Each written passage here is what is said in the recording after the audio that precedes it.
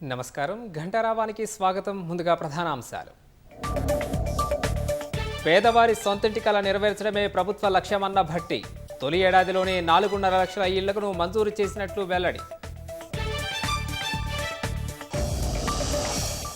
సిగాచి ప్రమాద ఘటనలో 42కు చేరిన మృతుల సంఖ్య. ఇంకా లభించని 8 మంది ఆచూకీ.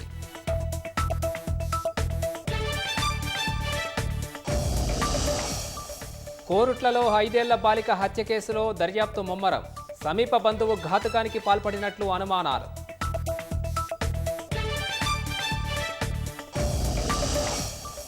ఇంజనీరింగ్ వెబ్ ఆప్షన్ల ప్రక్రియలో మళ్లీ ఆలస్యం.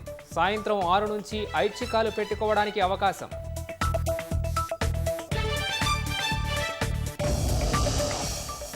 కరాచీలో భవనం కూలిన ఘటనలో 27కు చేరిన మృతుల సంఖ్య. కొనసాగుతున్న శిథిలాల తొలగింపు.